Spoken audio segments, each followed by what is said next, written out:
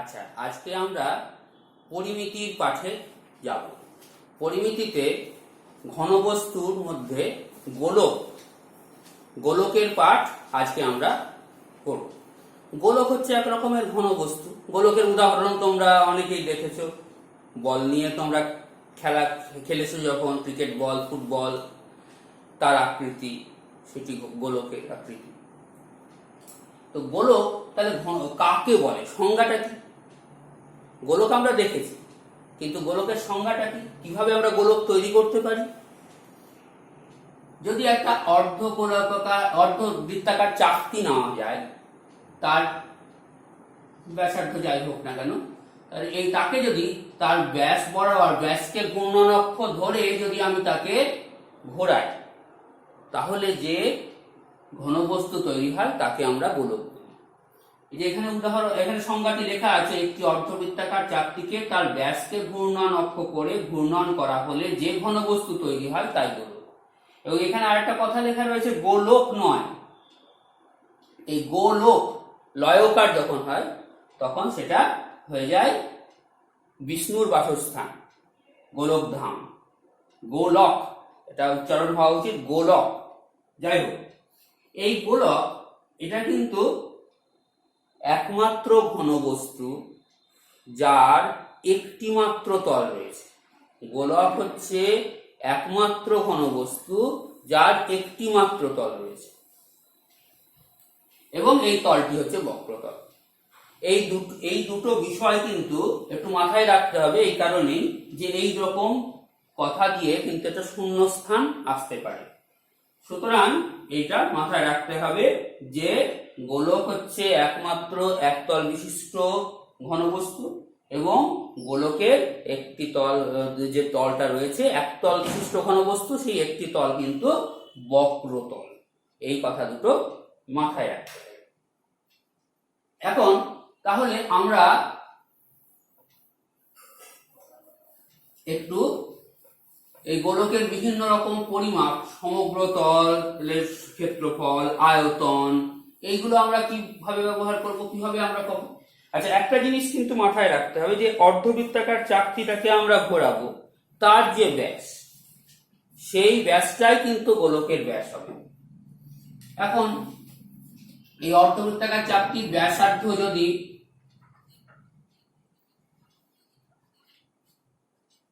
আর একক হয়, তাহলে গোলকের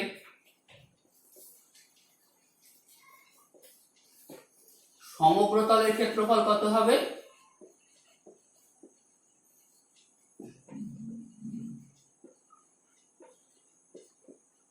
সমগ্র তলের ক্ষেত্রফল হবে 4πr² বর্গ একক। পরিমিতির ক্ষেত্রে একটি বিষয় সবসময় মাথায় রাখা দরকার, সেটি হচ্ছে এককের লেখাটা, একের উপস্থিতি। এই এককের জন্য আমাদের যখন খাতা দেখতে বলা হয় মাধ্যমিকের ক্ষেত্রে, যে একটা কথা পরিষ্কার বলা হয় যে আপনারা 1 নম্বর কেটে নেবেন যদি এককের উল্লেখ না থাকে বা ভুল এককের উল্লেখ থাকে। ফলে এই কথাগুলো কিন্তু খুব মাথায় রাখতে হবে, যে কি একক হবে প্রত্যেকটা রাশির ক্ষেত্রে সেটি মাথায় রাখতে হবে, এবং তার এককটি যথাযথভাবে উল্লেখ করতে হবে। এই জিনিসটা কিন্তু আমাদের মাথায় রাখা দরকার। তো এখন আমরা একটা উদাহরণ দেখি। একটি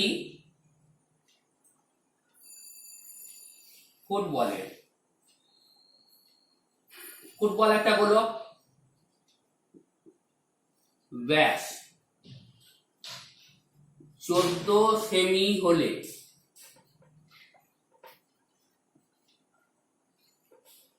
তা তৈরি করতে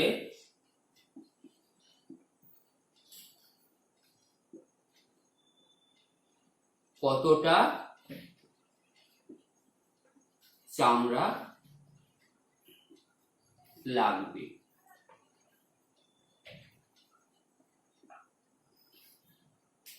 ফুটবল তৈরি করতে যতটা চামড়া লাগবে সেটা হচ্ছে তার সমগ্র তলের ক্ষেত্রফল। সুতরাং সমগ্র তলের ক্ষেত্রফল বার করলেই এখানে আমাদের কাজ হয়ে যাবে।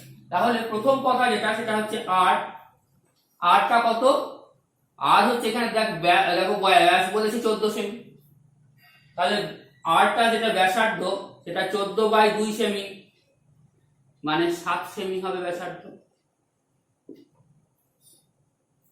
এইবার তাহলে চামড়ার ক্ষেত্রফল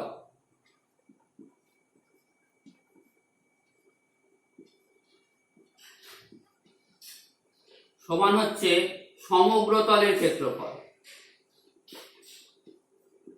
সমগ্র তলের ক্ষেত্রফল কত হবে সেটা 4 পাই মানে হচ্ছে 22/7, আর স্কয়ার মানে 7 গুণিত 7, এবং একক কত, যেহেতু আর এর একক হচ্ছে সেন্টিমিটার, তাহলে ক্ষেত্রফলের একক হবে বর্গ সেন্টিমিটার। আমরা সেন্টিমিটার স্কয়ার এভাবে লিখতে পারি। 7, একটা 7 কেটে দিলাম, তাহলে এটা 88 গুণিত 7 বর্গ সেমি হলো। কত হবে 7 8 56, 6 হাতে থাকে 5, আবার 7 8 56 আর 5 মিলে 61, 616 বর্গ সেমি। এইভাবে আমরা সমগ্র তলের ক্ষেত্রফল নির্ণয় করব। আচ্ছা, অনেক ক্ষেত্রে এরকম দিতে পারে প্রশ্নটা,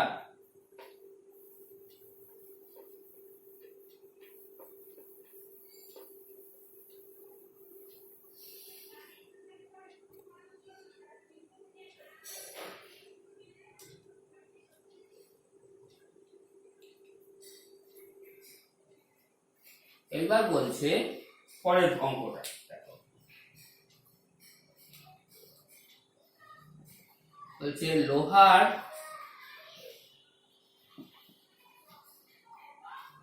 পাতে তৈরি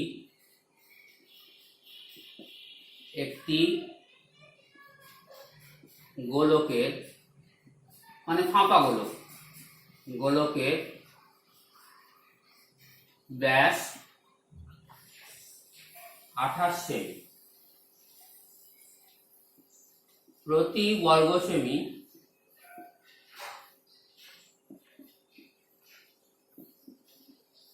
2.50 টাকা হিসাবে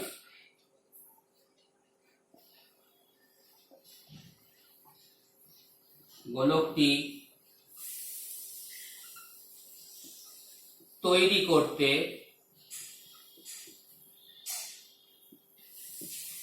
কত খরচ পড়বে, এই হচ্ছে প্রশ্ন। তো তাহলে প্রথম যেটা কথা সেটা হচ্ছে আমাদেরকে কি বার করতে হবে, সমগ্র তলের ক্ষেত্রফল বার করতে হবে। সমগ্র তলের ক্ষেত্রফল আমরা প্রথমে বার করব।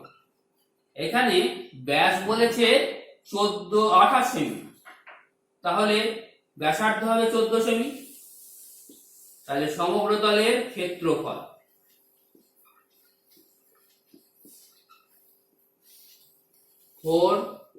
পাই মানে 22/7, আর ব্যাসার্ধ হচ্ছে 14 সেমি, তাহলে 14 গুণিত 14, এবং একক বর্গ সেমি।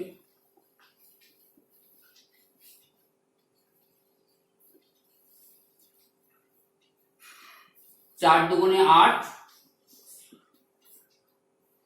গুণিত 22 গুণিত 14, এত বর্গ সেমি। 8 দুগুণে 16, 8 দুগুণে 16 176 ইন্টু 40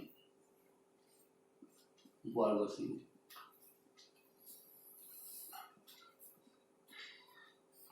4 6 24, 4 হাত থেকে 2, 4 7 28, আর 2 30, হাত থেকে 3, 704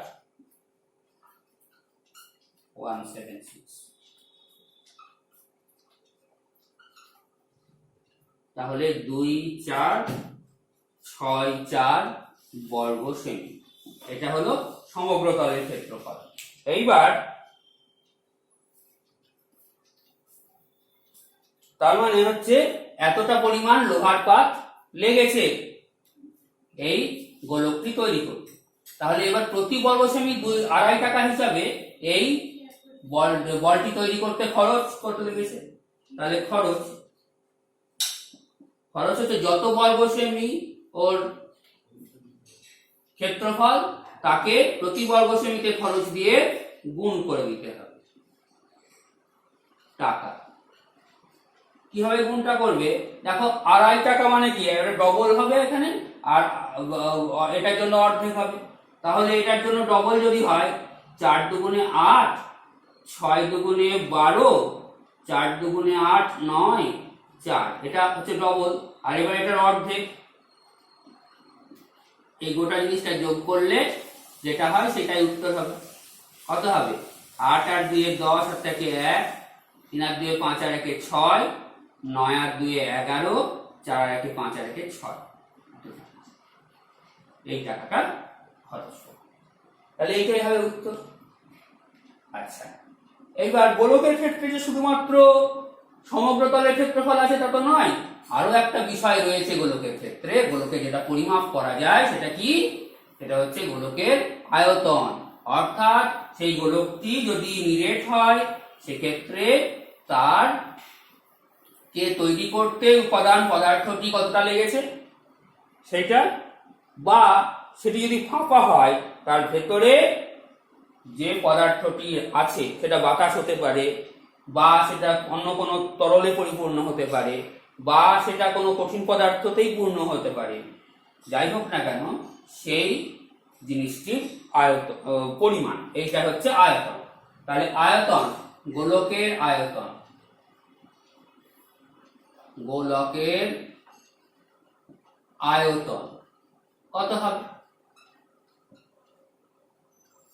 গোলকের আয়তন হবে, ফর্মুলা হচ্ছে 4/3 পাই আর কিউব।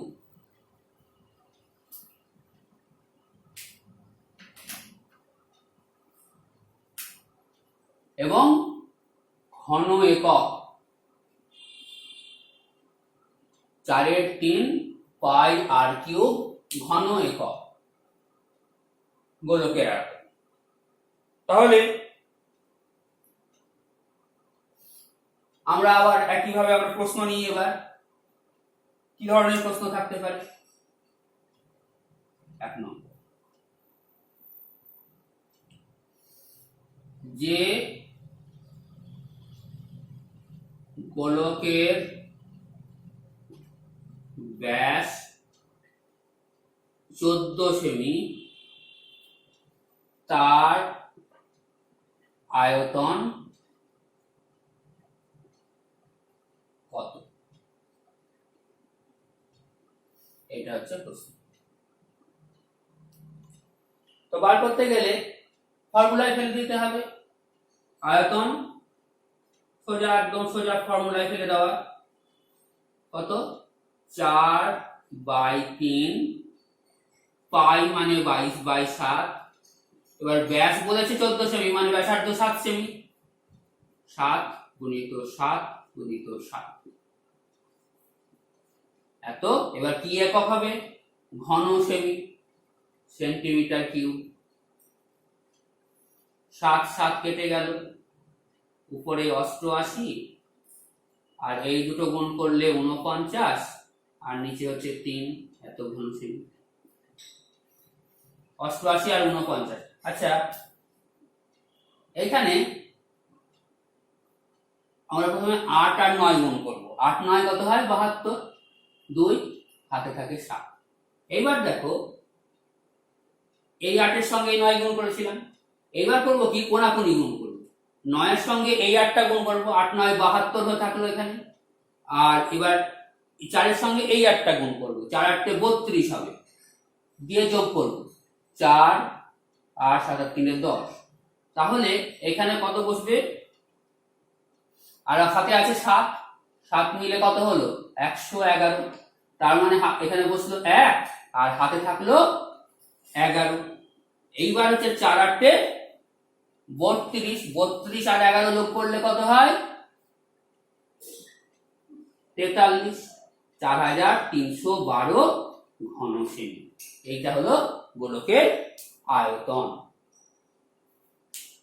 তাহলে এইভাবে যদি গোলকের ব্যাস বা ব্যাসার্ধ বলে দেয়, সেক্ষেত্রে তার আয়তনটা আমরা নির্ণয় করতে পারব। এইবার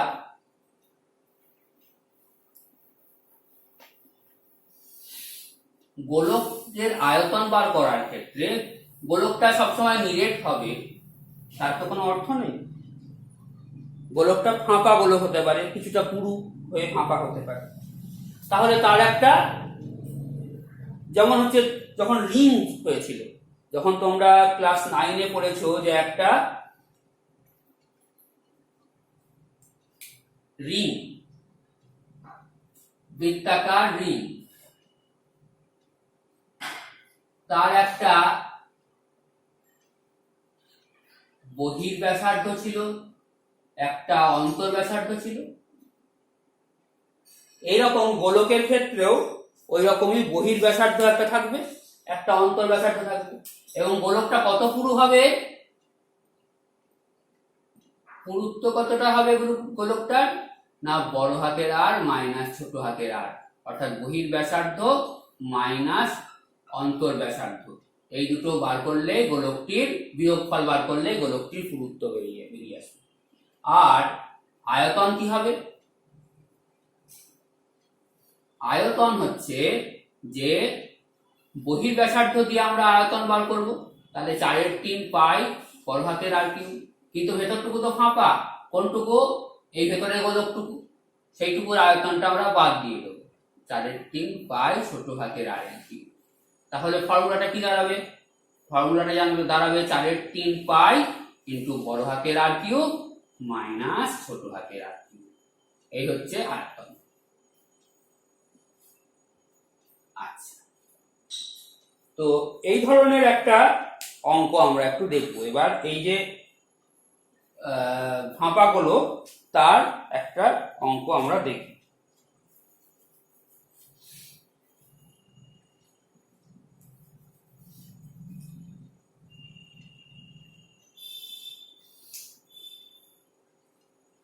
একটু বড় অঙ্ক এটা, দেখো। আচ্ছা, আমি পুরোটা মুছে দিই, না হলে এটা অঙ্কটা একসঙ্গে করা যায়। বলছে যে 1 সেমি ও 6 সেমি দৈর্ঘ্যের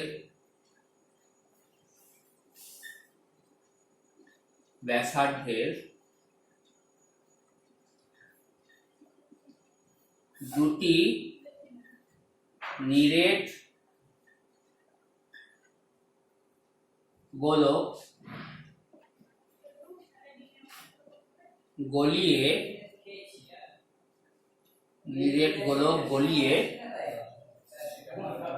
1 সেমি পুরু ফাঁপা গোলক তৈরি করা হলো।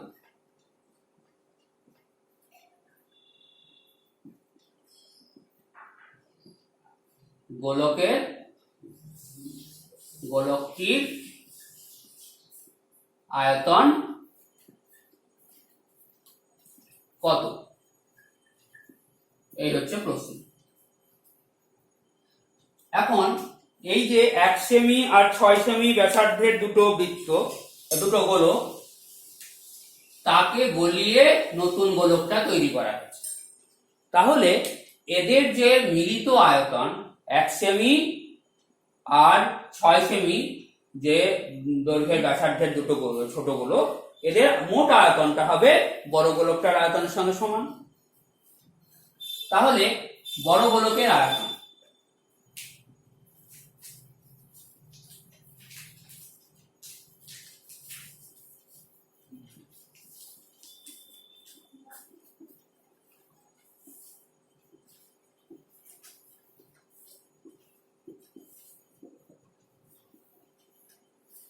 চারের 3 পাই লিখে দিলাম, এটা আর এটা হচ্ছে 1 এর কিউব যোগ 6 এর কিউব। একক কি? ঘন সেমি। 4 এর 3 পাই, 1 এর কিউব 1, 6 এর কিউব। 36 কে 6 দিয়ে গুণ করলে কত হয়? 6 6 36, 8 থেকে 3, 3 6 18, আর 3 21, 216 ঘন সেমি। 4/3 পাই ইন্টু 217 ঘন সেমি। আচ্ছা, এটা হলো বড় গোলকের আয়তন। তাহলে এখানে প্রশ্নটা আমি ভুল দিয়েছি, বড় গোলকটির ব্যাসার্ধ, বহির ব্যাসার্ধ কত?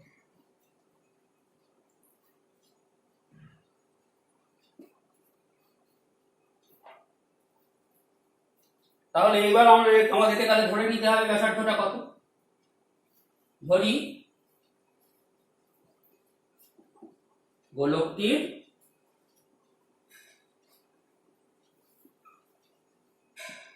বহির ব্যাসার্ধ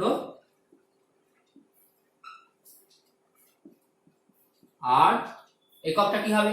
সেমি। তাহলে অন্তর ব্যাসার্ধ কত হবে?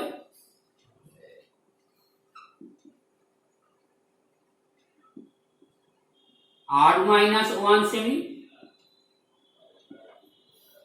তাহলে আয়তন কত হবে? আয়তন হচ্ছে 4 এর 3 pi into r cube minus r-1 এর হোল কিউব। কি একক? ঘন সেমি। এইবার শর্তানুযায়ী কি, এই যে আয়তন দুটোই তো একই জিনিসের আয়তন বার করেছি আমরা। এই যে এখানে যে আয়তনটি রয়েছে আর এখানে যে আয়তনটি রয়েছে, এই দুটো একই জিনিসের আয়তন, ফলে এরা সমান। একই জিনিসের তো দুটো আয়তন হতে পারে না। তাহলে এখানে শর্তানুসারে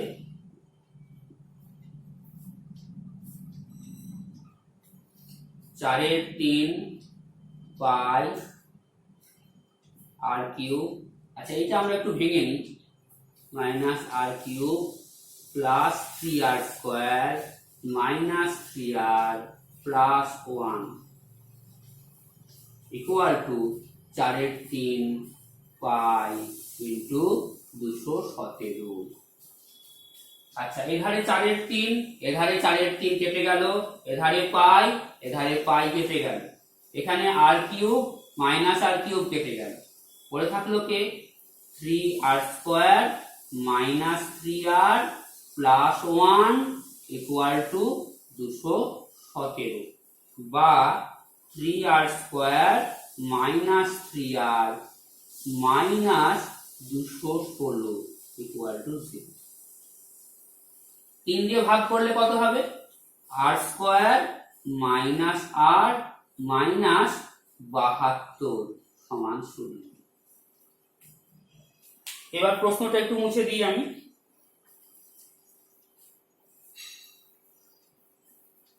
আমি যেটা বার করতে হবে সেটাকে ধরে নিয়েছি r, ফলে r এর মান বেরোলেই আমাদের উত্তর চলে আসবে।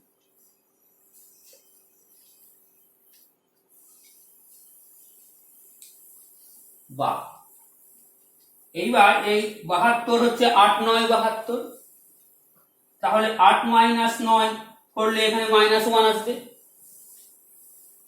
r square plus 8 minus 9 into 8 minus 72 সমান 0, বা r square plus 8r minus 9r minus 72 সমান 0। আর কমন নিলাম প্রথম দুটো থেকে, r প্লাস 8 মাইনাস 9 কমন নিলাম, r প্লাস 8 সমান 0। r প্লাস 8 কমন নিলাম, r মাইনাস 9 সমান 0। তাহলে হয় r প্লাস 8 ইকুয়াল টু 0, বা r ইকুয়াল টু মাইনাস 8, অথবা r মাইনাস 9 সমান 0 বা r সমান 9। এইবার আর জিনিসটা কি, একটা দৈর্ঘ্যের মান ঋণাত্মক হতে পারে না, ফলে আমরা এই প্রথম অপশনটুকুকে বাদ দিয়ে দেব, নিচে লিখে দেব যে গ্রহণযোগ্য নয়।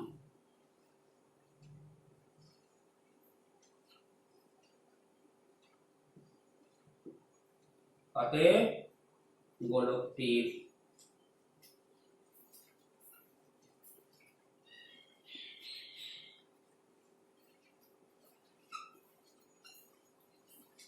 বহির্ব্যাসার্ধ 9 সেমি।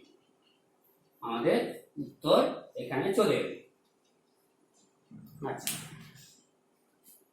পরদিন আমরা অর্ধগোলকের সম্বন্ধে যে আলোচনা সেটা করব এবং কিছু অঙ্ক করে গোলকের যে পাঠটি সেটি শেষ করব। আজকের মতো এই পর্যন্ত।